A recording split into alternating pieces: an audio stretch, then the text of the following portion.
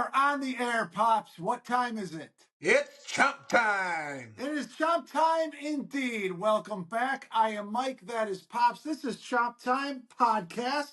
This is episode 8. I have dubbed SEC Pillow Fight. We are going to be breaking down the upcoming matchup of the Florida Gators versus the Mississippi State Bulldogs in Starkville. Couple things up top, Pops.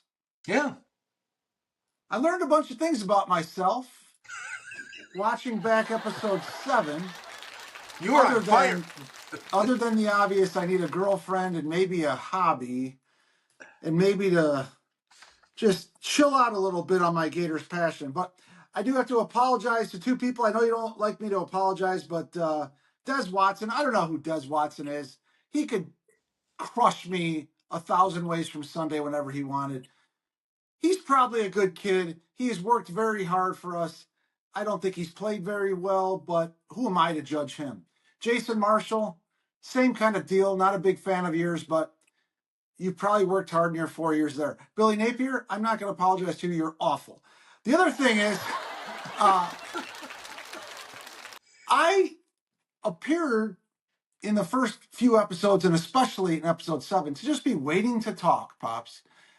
When I listen back and I'm editing and kind of just going over what we said, I hear tons of things that I did not hear in the live recording because I just don't listen to you. So I need to listen. Having said that, I'm going to give you the stage and the microphone for most of this episode. I have done research, but I want to hear mostly you speaking, Pops. Okay. Well, So we're going to go over Mississippi State like usual. We're going to go over Florida as usual, maybe do some keys to the game. But let me give the floor to you, Pops. Go ahead, Mississippi State. all right. Well, as you know, I do with each team, we do a little information about the university itself. We do. MSU, it's in Starkville, Mississippi. Okay. Started in 1880. They got about 23,000 students. Okay. They have some famous people that went there. Like who? Writer John Grisham, very, very famous, very, very good writer. And then we have obviously some really good athletes. One of your favorite, Dak Prescott for the Dallas Cowboys. They're pretty much known for their baseball at Mississippi State. And at the same time, they had Rafael Palmeiro and Will Clark. I mean, potential Hall of Famers, not Palmeiro, because I never, in front of Congress. Never took PEDs, and by that I mean I did take PEDs throughout my career. All right. And then the other person that I think would be so apropos today is a famous person from MSU is Scott Strickland. Yeah, well, that's about enough I want to say about Scott Strickland. Before I go over the statistics and what we got looking forward to from Mississippi State, I just want to give you a list here of we think we have a tough schedule. This is 6 of the last 8 games they play now. You ready? All right. At Texas, at Georgia, home at Texas A&M, at Tennessee, home at Missouri, and at Ole Miss. You think we got a tough schedule? That is pretty bad too. Ooh. Yeah. There's not a single win in any of those. Yeah.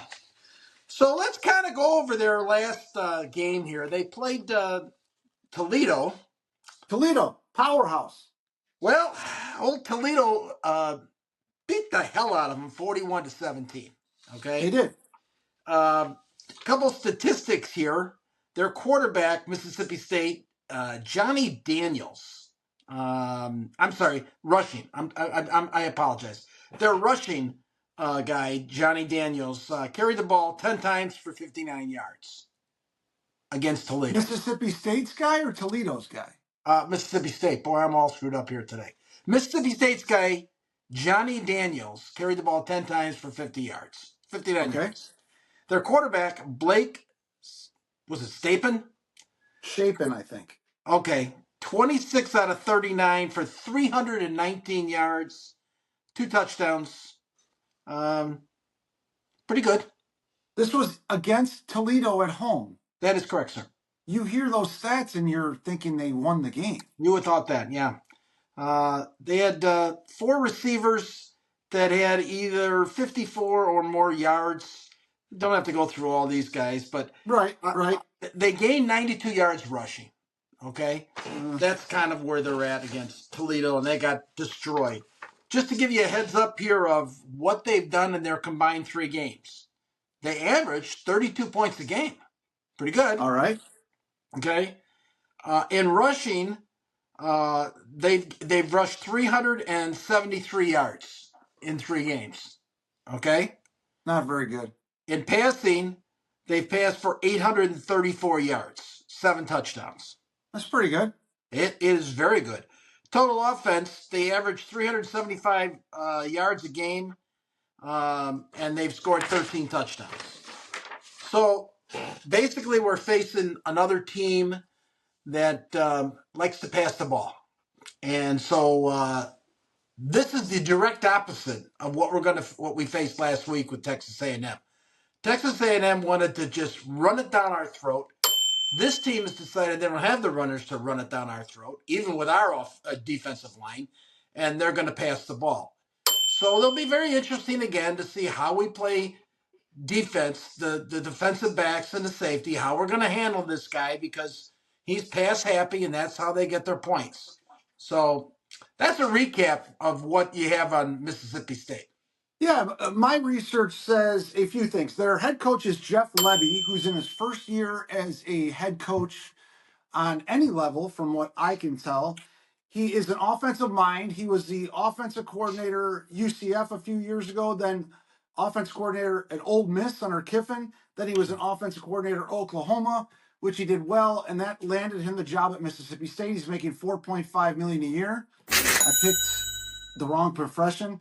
If they were to fire him at the end of the year, he's got a $14 million buyout. So all these coaches get this. I should have, if I could go back in time, I would be a football coach.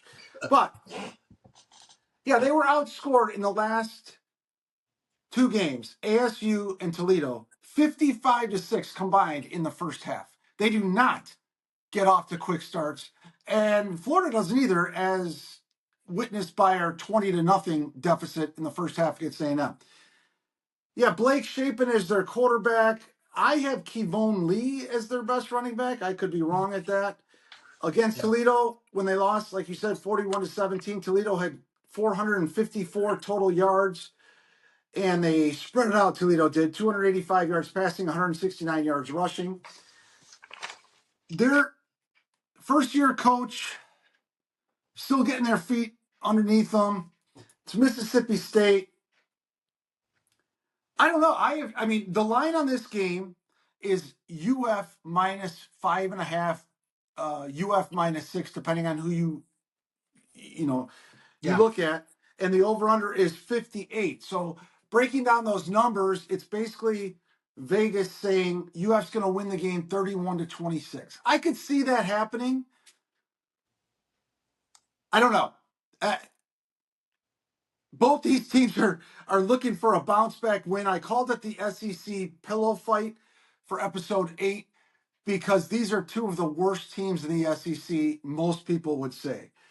The only other thing I do want to say about Mississippi State is their most annoying tradition. The cowbell. Yeah, the cowbell. When did that come to fruition? I had never learned about it, so I looked it up. Somewhere in the 1940s or the 1950s, a Jersey cow wandered onto the field. This is apparently fact. Onto the field of Mississippi State home game. Apparently, they were playing their arch rival, Mississippi. They ended up winning the game, and that cow became a lucky charm. And for games after that, the student would bring the cow, and then more cows were brought until that was outlawed. And instead of the cow, they brought the cowbell. And so the cowbell, since the 60s, I believe, 1960s, has been a mainstay in the stands. Very annoying, but it's their tradition, and it is what it is. Not a fan of it. Yeah, neither am I. You know, this is the game that we have a possibility of winning and actually on the road. I mean, this is Mm-hmm. for this year. That's kind of unusual.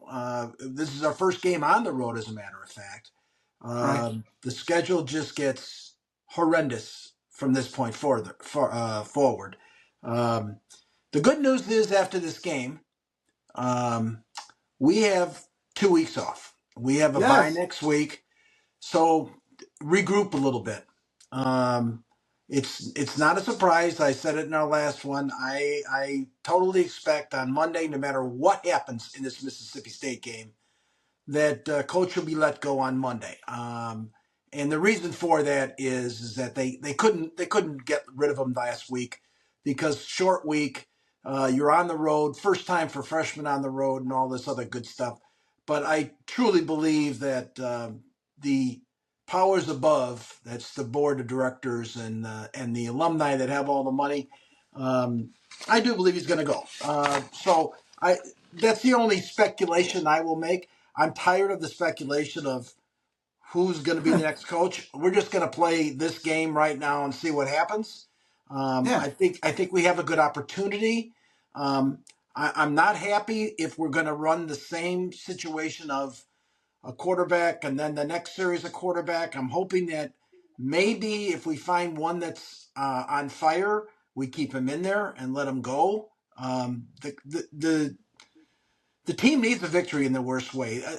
One of the other things I think that I sent to you last night, and the first response you gave back to me was, wow. And I said, yep, we got 11 players that are not playing. It is, I don't know what the situation. We're not in the locker room. We don't know what's going on. I mean, some players are going on social media and start talking a little bit, and I don't like that either. Whatever the problem is, keep it within inside the locker room. But we're down 3 defensive linemen. We're down 3 receivers. We're down to defensive back. I mean, Wilson is not playing again. So I mean, it's going to be very very tough. Even though we're favored and we're on the road, when you lose 11 players, it's tough. Now listen, to me, one of the keys to the game is the same key to the game we've had in the first 3 games: offensive and defensive lines. If we cannot control the offensive and defensive lines, we don't have a chance. We have no chance at all. The quarterbacks don't have any chance at all trying to throw the ball. Okay, our offensive line. Last week it was. What did you tell me Montreal had last week? Minus 7 yards on 7 carries. Okay, most of that is offensive line. Because if you can't get through the offensive line and they're grabbing onto you, I can't blame the running back all the time. I mean, it is Yeah. what it is. Yeah. I think it's a combination of a few things. I want a Yeah, go couple ahead. points here. Yeah, Where there's smoke, there's fire. As far as Billy Napier goes, I do believe the decision has already been made. yeah, I could be wrong. I certainly could be wrong, but I think the decision's already been made. yeah, And we'll talk about that when it happens. I would love to be positive going into this Mississippi State game. I do not want us to lose. I am rooting for us to win and to yes, win huge. And I don't care how it's done. I want a win. Wins, wins, wins. Any way we can get them wins. But this could be. We thought the Miami game, we thought the A&M game, especially in the first half, was embarrassing. This could be a very embarrassing game again for Gator Nation. And I want to be positive. However, I don't know what's going on in that locker room. I don't know what's going on in that team. right. In 2024, the landscape of just life in America is most people are on social media, especially young people, Yeah, especially athletes. All those guys know what's going on. All those guys hear the noise. You're told to block out the noise. I don't want to say revolt. I don't want to say he's lost the locker room. I don't know. But I'm not betting on this game, even though everything in my body from the past, looking at a line like this where we just shit the bed at home yet again, we shouldn't be favored. And if so, maybe by a point or two. Everything tells me, oh, we're probably going to take care of this Mississippi State team. I don't know that. I don't know Jeff Levy. I don't know how he's going to rally the troops back from an embarrassing defeat on their own end. But this could get pretty ugly. If he decides to continue, just no matter what happens in the game, Mertz, then Lagway, then Mertz, then Lagway, we'll probably lose. You can't do that. You Well, cannot do that, and there's just a couple different things going against him. I'm not sure Mertz is fully, healthy from his injury last year, and DJ Lagway still needs a ton of reps in real game time situations to get a flow and a rhythm, which he can't do switching off series. So I have no idea what's going to happen, Pops. Not that I yeah, knew before. Obviously, I was wrong about the Miami game. I was wrong about the A&M game. It was pretty easy to predict that we were going to blow out Samford. They're just a Division II team that has no chance right. against a university like us. So I will be working. Well, I'm not. the game's at noon. It's at 12. I'm not giving up my shift. I will say that the people in my section, you're going to have to wait until timeouts or halftime or the end of quarters to get great service. I will give you good service. Yeah. There will be TVs on all around my section, but I am intrigued by what's going to happen. I am, because there's a thought in my head that he has lost everything and there's no chance his team is behind him. There's been rumblings all over the place on a few different topics, including the team thinking that DJ Lagway is easily their best option at quarterback and that their head coach can't even see that. Why are, so Well, I don't know if he's actually the best option at quarterback, only because he hasn't had the experience. But the thing is, we're not going anywhere. no, You got a guy who was rated the best high school quarterback coming out. Let's just give him a chance and see what happens. I mean, he's gonna feel the heat. He's gonna get, you know, he's gonna get hit, and because our lines can't protect him. But it's time. I mean, we have nothing else to play for but to find out if this kid can play. I no mean, doubt. And I would let him play. We've talked about how much we like Mertz. We've talked yeah, about what we yeah, like he's done for the program. He said a bunch of the right things. He's yeah. been probably a model student, if I were to guess. I don't think I've heard anything about him failing classes or anything Well, like that. he's a graduate student. Okay, he's been a leader in a lot of areas, Yeah, but we don't owe him anything. If if they're close, even if they're close, even if Mertz is ahead of Lagway, but they're close, all the tiebreakers go to Lagway. He's the future, right. and who knows Hopefully, if he's going to be with us next year? Who knows if he's hopefully, going to be with us in the spring? But as it sits right now, that guy is our future. We aren't playing for wins. We're playing for momentum. We're playing for the Gator present Nation. and Gator Nation. We're playing for the season. We still want wins, but he's the future. So My we're not my winning the SEC. my second key of the game is okay. I said the offensive and defensive line. My second key of the game is this team is going to pass against us. How good can our defensive backs be? I mean, we're not playing against Georgia's receivers or Alabama's receivers, or for that matter, Texas receivers. We need our guys to make some plays. We need playmakers on the secondary. And if we don't get that, it might be a really long game. Can we just be within 3 yards? I'm asking for three. I want us to be within 3 to 5 yards, which is not that big of a ask on every single pass play. Can we not blow one coverage the entire game? Is that a possibility?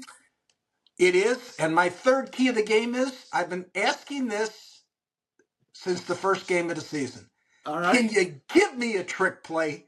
Can you just give me one? I'm not asking for two. Just give me one. I mean, something. Just give me Cre- something. creativity. My name is not Billy Napier.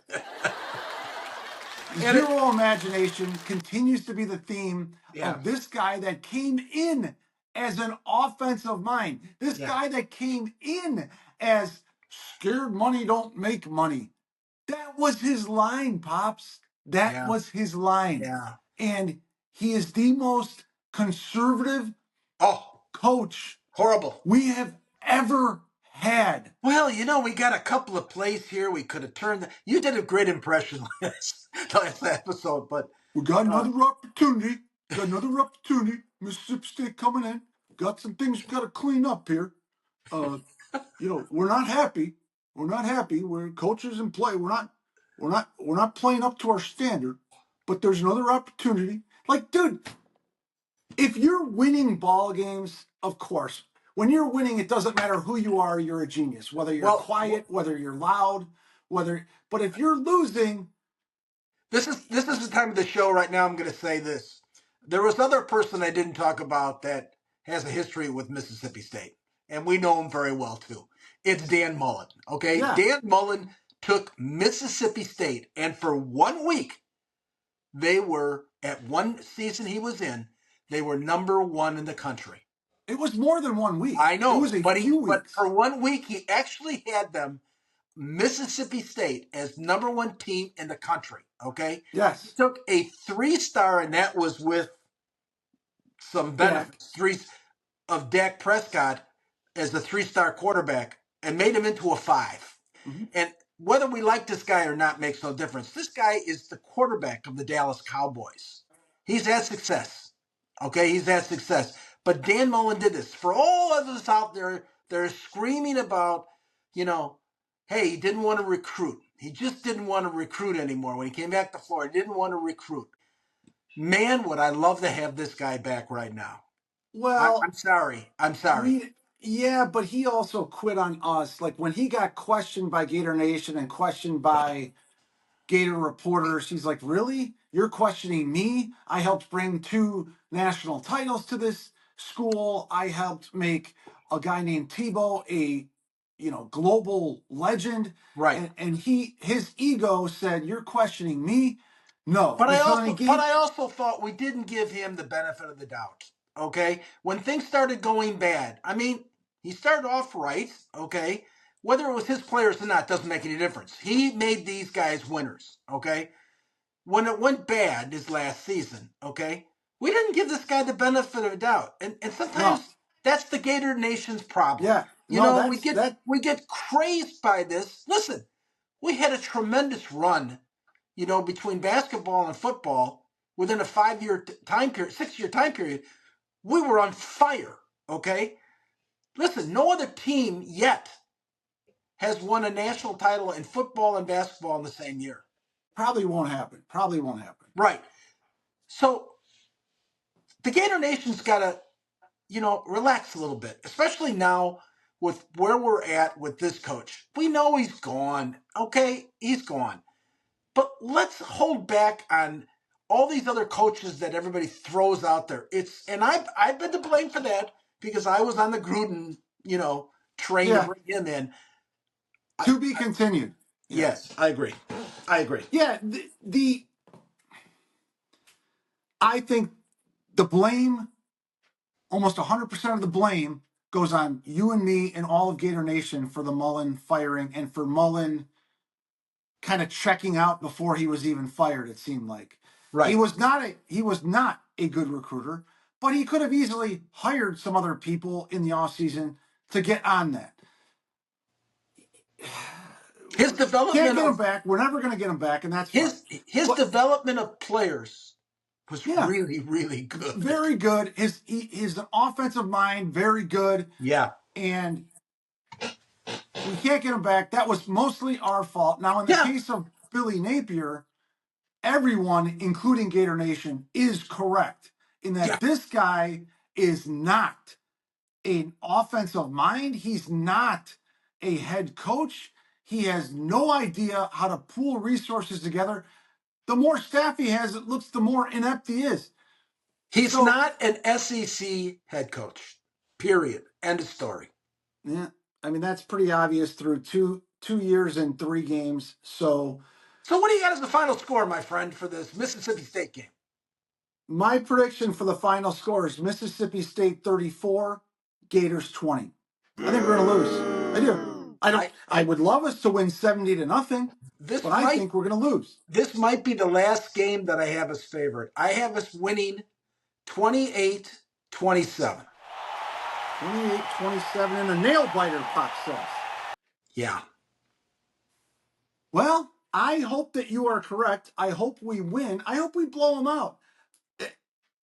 I I think the ship has sailed. Like when Urban Meyer was asked this week about would you come back if possible on a interim basis if Billy Napier, he said that ship has sailed Right. as it should. I don't He might be a head coach at Notre Dame at some point, but I don't see Urban doing any head coaching or any coaching of any kind unless it's the head coach of Notre Dame. I don't think Freeman's going anywhere for a while. No. So I think And Urban's done coaching. But yeah, that ship has sailed. No and matter and, what happens in this game, let's move on from Billy Napier. and let's move on from Steve Spurrier. You know what?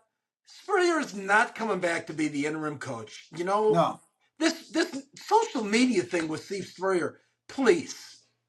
It's not going to happen, people. No, I think it would be fun, though. I think he might have a fun time if somebody said, hey, do you want to call one of these games? I think he would have fun doing that. Do you know what the difference is? From the time that he left coaching to now, kids are completely different. It's Yeah, not but I the think same. the head ball coach knows what he's doing. I think it would be fun for him to do a game, which might happen, especially if we lose this game, Napier's moves on, we lose the next couple of games. Just for shits and giggles, they might do that. But his time, he's an ambassador now. He's Yes. well into his golden years, or something you might know something about. and, But and he's let been him be. he's been a great um, ambassador for the University of Florida. And when they ask him about the whole situation with Napier, he said, we got to be patient. We got to take a look. He's playing the role of being a Gator. Listen, he doesn't Yeah. want to say anything negative. He doesn't want to say anything mealy at all. I mean, it's kind of where he's at, and I if I he agree does, 100%. and if he does, all he has to do is go to his famous grill right outside of Gainesville There you and go. make an appearance and just talk to people on a game day or, a game weekend at home if he wanted to. So, yeah, let him be. I do, however, I will say this kind of in closing this episode. When the search does begin for a new coach, Yeah, I really think a great model would be Spurrier himself. Of course, he was an offensive mind well ahead of his time. Of course, he had a personality, but a guy with emotion, he's got a certain arrogance about him, brashness, confidence, borderline arrogance, but also he's got sound bites every now and then. He's got a swagger about him. That he is what does. Florida had under Urban Meyer. It's what Florida had almost immediately after Spurrier, a swagger, a confidence, a borderline arrogance. That's the kind of coach I'm looking for. And you have to have that if you want to deal with the psychos of me and you and all of our fans, in that we are very demanding. And I don't have a problem with that. I think we're a bit over the top at times, me and you included. But to be able to deal with us and succeed in our environment, you have to have a swagger about you. So I agree with you a 1,000%, and I think it's a disservice to all the coaches out there that Gator Nation wants to take over the program. Listen, they got a job to do. They're running their universities. They're running their yes, football programs. It's a disservice to them, and it's they don't want to get a question at a press conference. Hey, would the Florida job interest? Listen, stop all that, people. It's a disservice, and it's not for us to decide who's going to be the next head coach of the Florida Gators. it will be somebody who's very well known. We've already run through the process of taking coaches that maybe did well in lower divisions, but don't get it because we're playing in the highest division there is. So let's all just be patient. Let's have a good game Saturday. Let's have some fun. Let's get a victory. And then we have a week off to start, and then another week, and then we get 2 weeks right there so that we can do it. I'm really looking forward to next week for a couple of shows, because not only are we going to probably discuss the dismissal of coach, but also we could talk about other programs across the NCAA right now. You know, we've never mentioned very much about our neighbors to the north, who I'd like to have a little fun with next week. I have a bunch of things in store, Pops. Okay. Not only about the Gators, but yeah, the Seaman Holes. We can talk about the Hurricanes. We can talk about Georgia. We've got a bunch of things in store, not even football related as well. We're going to have some fun next week on our off week, and there will be plenty to talk about. So, all right, sounds good. First things first, let's go and beat the Mississippi State Bulldogs, and then see what happens the day after on Monday. Sounds good. So, this was Shop Time Podcast. This was episode 8, which I have called SEC Pillow Fight. We'll see how that plays out. I am Mike. That is Pops. And as always, we're going to end off with Go Gators! Go Gators. Take care.